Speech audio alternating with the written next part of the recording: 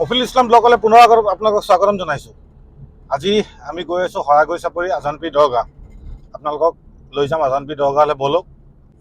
আমি গেমন দলং পাৰ হ'লোঁ। গেমন দলং পাৰ হৈ অকণমান গৈয়ে দেখিব আপোনালোকে ৰাইট হেণ্ড ছাইডে এটা ৰাস্তা গৈছে, সেইফালে আমি আজানপীৰ দৰগাহ যাব পাৰোঁ।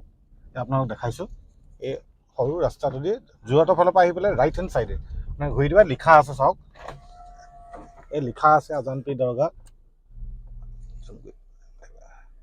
এই আপোনাক এইফালৰ পৰা আমি যাব পাৰোঁ, ব'লক আপোনালোকক লৈ যাওঁ। আমি এতিয়া আপোনাক দেখাই আছোঁ গেমন দলঙৰ তলেদি আহিবলৈ আপোনালোকে যাব লাগিব ৰাইট হেণ্ড ছাইডে। আপুনি দেখিছে ওপৰত গেমন দলং আছে, আমি তলেদি পাৰ হৈছোঁ আৰু একদম ষ্ট্ৰেইট গৈ থাকিলে আমি আজানপীৰ দৰগাহ পাম। লিখা আছে আজানপীৰ দৰগাহ যাবলৈ, আপোনালোকক বেনাৰত লিখা আছে। আমি এতিয়া ৰাইট টাৰ্ণ ল'ম। ৰাইট টাৰ্ণ লৈ ইয়াৰ পৰা বেছি দূৰ নাই আৰু 10-15 কিলোমিটাৰমান গ'লে আমি দৰগাহ পাম।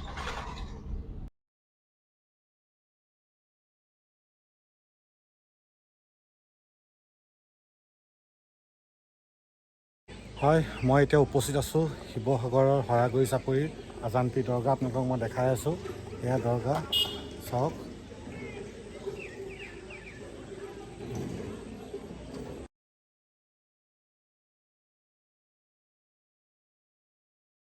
হয়, আমাৰ আজানপীৰ দৰগাহ যিহেতু শিৱসাগৰ জিলাৰ আমগুৰি সমষ্টিত অৱস্থিত ঐতিহাসিক হজৰত আজানপীৰ দৰগাহ। এই দৰগাহত আমাৰ সমিতি নতুনকৈ গঠন হৈছে 27 নৱেম্বৰ তাৰিখে দিনাখন 2022 চনৰ 27 তাৰিখে। তাৰপিছতে আমাৰ এই আমি কাম বন আমি এতিয়া আপোনালোকে সকলোৱে দেখিছে যে ইয়াত পিছফালে মাজাৰ চৰিব, পিছফালে মিনাৰ বনোৱা হৈছে, গ্ৰেনাইট লগোৱা হৈছে আৰু ষ্টীলৰ বেৰা লগোৱা হৈছে। বিভিন্ন কাম কৰা হৈছে এই 2 মাহত। তাৰপিছত লগে লগতে আমাৰ যিটো বাৰ্ষিক অধিৱেশন, সেই অধিৱেশনখন আজি প্ৰায় 3 বছৰ ধৰি ইয়াত অনুষ্ঠিত হ'ব পৰা নাছিলে। বহুতো কাৰণ আছে, কৰোণাৰ কাৰণেও কৰিব পৰা নাছিলোঁ।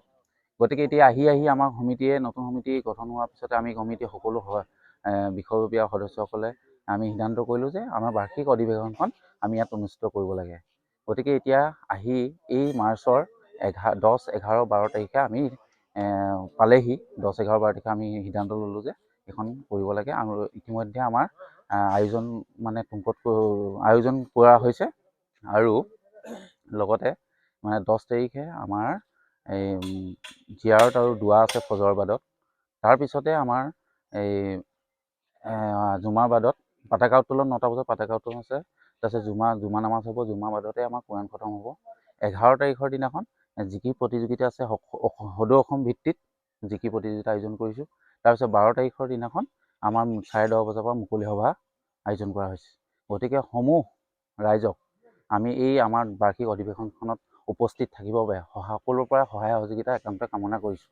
লগতে আমাৰ এই যি হৰাগুৰি চাপৰি অঞ্চলত মাত্ৰ এঘৰহে আমাৰ ইছলাম ধৰ্মৰ লোক আছে, মানে মুছলিম সম্প্ৰদায়ৰ লোক আছে।